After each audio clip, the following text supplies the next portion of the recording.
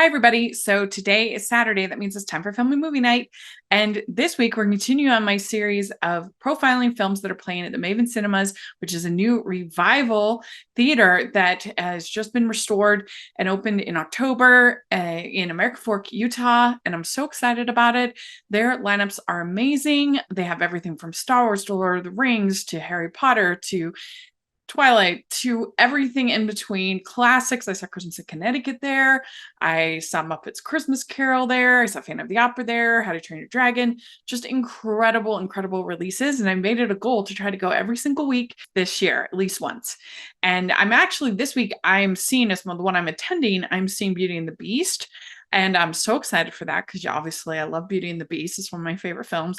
And I love it. But I have covered it a ton on this channel, podcasts, Canon Video, Family Movie Night, even more. I've covered Beauty and the Beast a lot.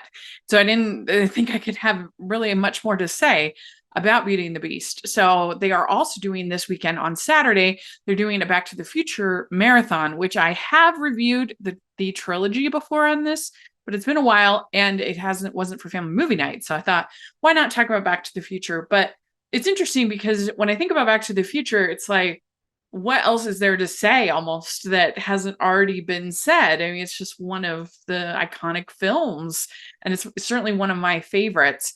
And so I don't know if I can add anything worthwhile to the Back to the Future discussion, but it has been on my mind since I saw the musical last fall, and the musical is very samey. It's like basically shot for shot of the movie, which I'm fine with because I love the movie. But it just kind of got me thinking of like why this story works so well. And I think what makes it work the best is not only incredible leads, super charming. Michael J. Fox, so great as Marty, and then Christopher Lloyd as Doc Brown and their friendship, which I think I always related to because I always had older friends and mentors. And it is kind of random that they never like take a second to explain why they're friends, like why this teenager is friends with this old scientist. But who cares? It works. They have chemistry together. They work. And so I liked that. And you've got Crispin Glover as his dad, which is such weird casting, but it works. It works.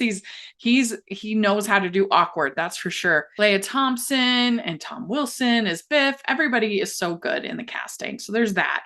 But I think what makes it work more than anything else, one of the things that happens when you mature and grow up is you start to reassess your parents.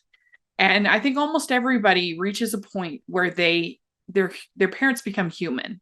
When you're young, when you're little, it's hard to kind of see your parents that way because they're the authority figures. They're the one telling you to not do something or do something. And it's hard to kind of see the human being, the flawed, and if you do see any flaws when you're, little, a lot of times, oh, you're a hypocrite, kind of a thing. How can you enforce the rule and you're not even living it? And there becomes a point, I think, in almost everybody's life where you realize, oh, my parents were just trying their best. They were just making it up. They were just making it up every day. They had no idea.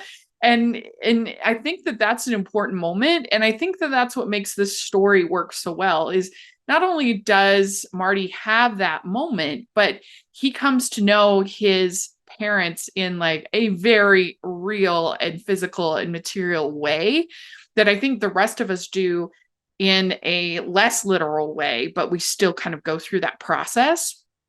It's also like a perfectly calibrated movie. There is no time wasted on anything. I mean, every scene matters to the script.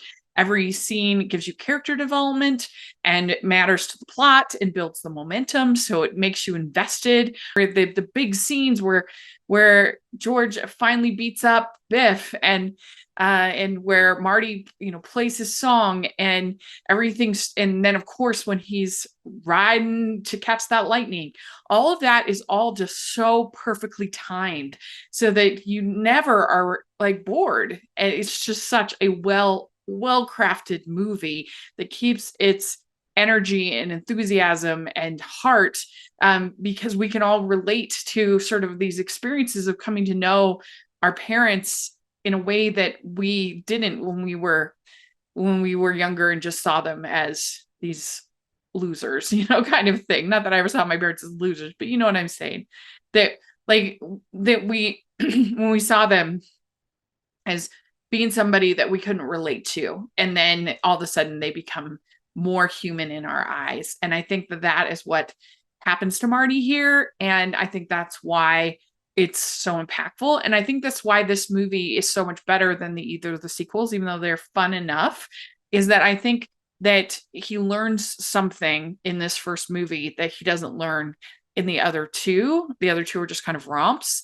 And in here, he really does change as a person, as a human. Plus, he has the opportunity to basically save Doc. And so he learns the value of life and the value of friendship that he has, both with his dad, Young, and also with Doc. And so that's definitely an element as well. And just to value life in a really special way. I just think it's one of the most satisfying, entertaining blockbusters ever made. I absolutely love it. And I think the music, the Huey Lewis, the Alan Silvestri, all of that, excellent, entertaining. It's just a great movie and a classic for a reason. So let me know what you think of Back to the Future. I would love to hear your thoughts and what you think maybe of the sequels, and maybe what you've thought over the years compared to when you saw it originally. I would love to hear your thoughts in the comments. And if you've ever done a marathon on big screen, I would love to hear that too. I did it a couple of years ago. That's why I did the review a couple of years ago at the Tower Theater, and they had a DeLorean there. It was super fun. So I love doing that. And so let me know what you think. Please like this video. Please subscribe to the channel. I would really appreciate it. The Patreon, that's the biggest way that you can support me and everything I do. We also have the merch store where you can get #AnimationJunkie shirts, and I'm an animation girl, and more fun stuff. So please take a look at that. And thanks so much, everybody. I'll talk to y'all later. Bye.